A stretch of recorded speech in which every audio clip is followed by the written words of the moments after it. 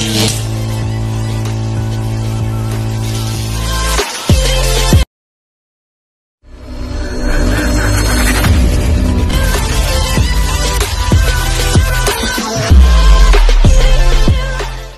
guys! Welcome po sa aking YouTube channel again. It's me, Jazzy M. Ayan guys, meron ako ngayong itatakas sa inyo about Brilliant product. And for sure na makaka-help ito, especially those na mga ayaw nung Brilliant Rejuvenating Sets. So if you are interested to watch this video, and if gusto mong malaman kung ano ba yung information about sa product na ito ng Brilliant, so keep on watching guys. Okay, before po tayo dumiretso sa ating pinakang topic, first of all, isa ka ba sa Brilliant user? Or isa ka ba sa mga ayaw gumamit ng Brilliant Rejuvenating Set? So, kung isa ka nga sa sinabi ko, keep on watching lang kasi may matututunan ka dito sa aking video. Brilliant Rejuvenating Set is medyo mahapdi talaga siya. Hindi medyo. As in, mahapdi talaga siya sa umpisa. Like, in the stage of mga kung first timer ka kay Brilliant Rejuvenating Set. Kasi, etong sinasabi ko ngayon guys, ito yung base dun sa aking naging experience. Kasi ako gumamit din ako ng Brilliant Rejuvenating Sets. So, I think mga around first month ko nung paggamit ng Rejuvenating Set ni Brilliant. Pero talagang, alam nyo guys, masakit talaga siya, as in mahapdi siya. Sa una, sa first day ng paggamit mo nun, wala ka pang mararamdaman kasi nga first day mo pa lang. Pero once na makalipas na yung, I think, mga 4 to 5 days, yung nag-i-start na siya na parang nagpipil, I swear guys, mahapdi, as in mahapdi talaga kapag kapag nasa mga 4 to 5 days na siya, kasi yan yung days na nag-i-start na yung peeling process kapag gumagamit ka ng rejuvenating sets. Ang aking point is, kung ayaw mo nung ganon na mahapdi or masakit sa mukha na rejuvenating set, pero gusto mo pa rin Brilliant yung brand na gagamitin nyo, ngayon guys, ituturo ko sa inyo and pwede kayong mamili dito. Kasi hindi siya mahapdi sa mukha and very mild lang siya guys, and hindi siya mahapdi kapag ina-apply nyo. And also during the process, even 4 to 5 days, hindi siya ganun kahapdi. And take note guys, Brilliant product din ito. So kung ayaw mo na malayo sa Brilliant product, so ito yung ituturo ko sa inyo na product ni Brilliant na makakatulong sa inyo kung talagang gusto nyo po na maka-achieve ng glassy skin pero hindi nasasaktan ang muka. So ito yun guys ha. Ito po ang ating whitening facial set ni Brilliant and ang kanyang Brilliant Tomato Set. So, ito guys, dalawang klase ng set ito, pero almost the same yung kanilang effectiveness. So, ano nga bang pagkakaiba ng dalawang set na ito ni Brilliant? Okay, unahin natin si Whitening Facial Set. Alam nyo guys, etong si Whitening Facial Set, ito po is maintenance doon sa mga gumagamit na ng rejuvenating set. So, I think familiar na sila dito dahil once na gumamit ka ng Brilliant Rejuvenating Set, after 1 month, kailangan mong i-rest yung mukha mo and magsiswitch ka na dito kay Whitening Facial Set ni Brilliant. Pero, kung gusto mo naman na tuloy-tuloy yung paggamit mo ng rejuvenating set or hindi ka pa contented dun sa, halimbawa marami kang pimples and then gumamit ka ng Brilliant rejuvenating set and then hindi ka pa contented kasi meron pang naiiwang mga pimples, then that's the time pwede ka mag-extend ng another 1 month of use ng Brilliant rejuvenating set. The highest set na pwede mong magamit is 2 sets na po na consecutive kay Brilliant rejuvenating set. Pero after po nun, so mag-switch ka na po dito kay whitening facial set. Kasi nga po, mababakbak ng sobra yung mukha nyo, ninipis ng ninipis, mapoprone po kayo sa mga pekas, lalo na po kapag kayo ay natamaan ng matinding init ng araw. So yun na nga, back to our topic. Sa mga ayaw po na mag-Brilliant rejuvenating set kasi nga mahapdi, ito po yung sagot sa inyo guys. Ito pong Brilliant whitening facial set. This is very mild lang po. And then, alam nyo po guys, ito po is consist also ng soap. Meron na rin po siyang sunscreen. Meron na ding whitening facial cream. And meron na ding toner. At alam nyo guys, yung toner nito ay sulit na sulit. Kasi yung toner niya po is big size na po. Big size na po yung toner niyan. And also, yung process ng paggamit niya po. Ganon din. So, direction for use. Ayan po, nakalagay naman dito sa likod ng box.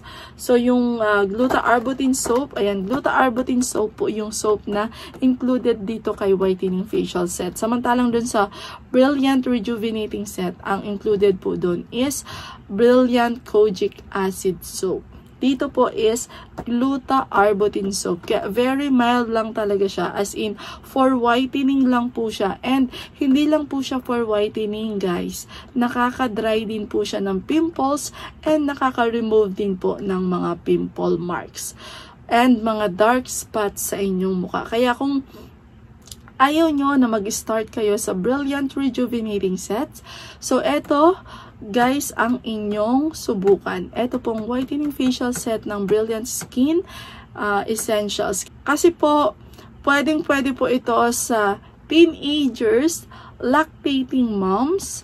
Very mild lang po talaga yung effect niya. Pero, nakakatanggal po siya ng pimple marks and dark spots.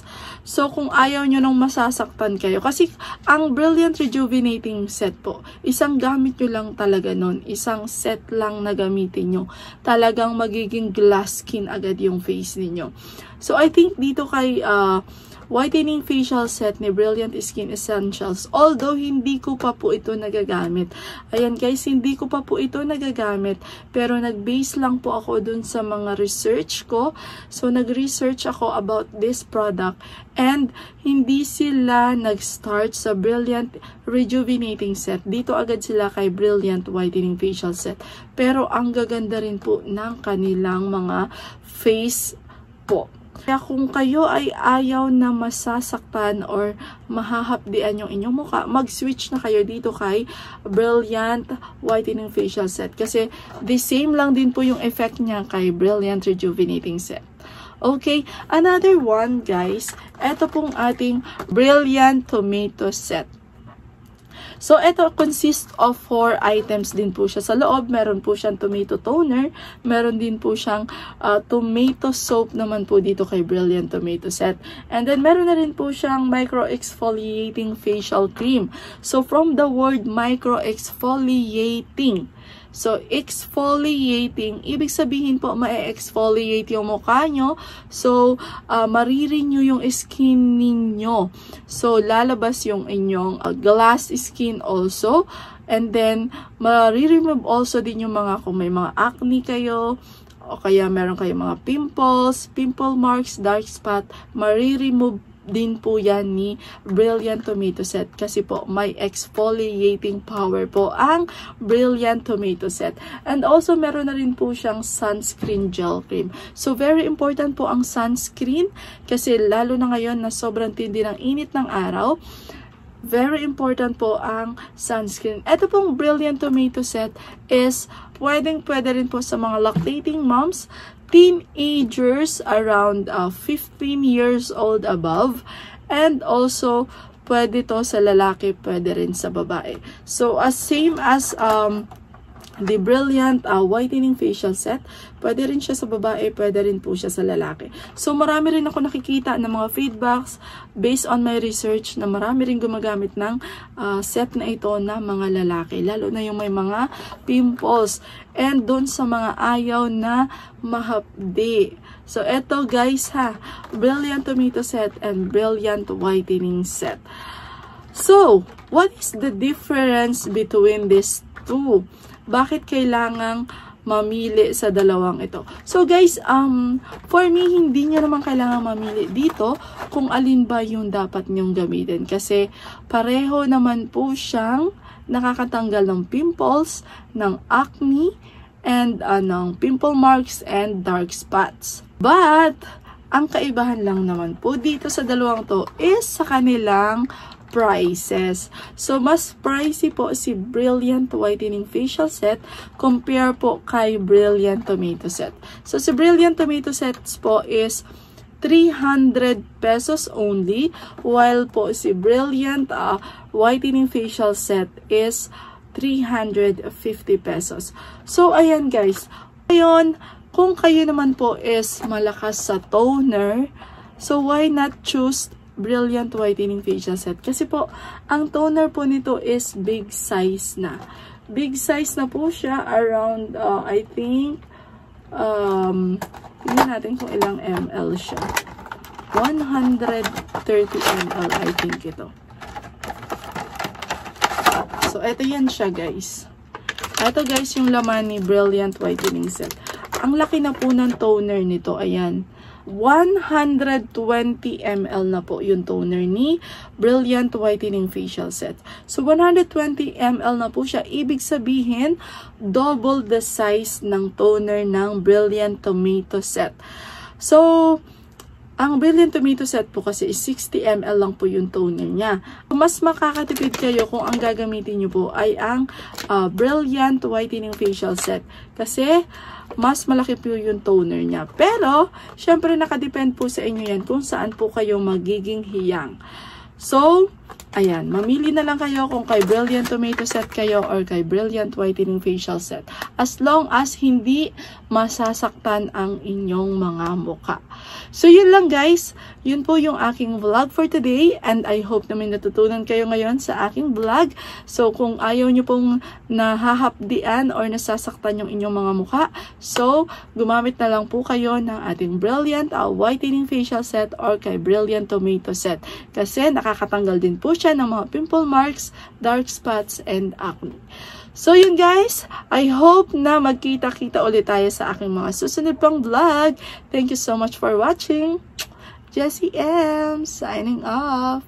Bye!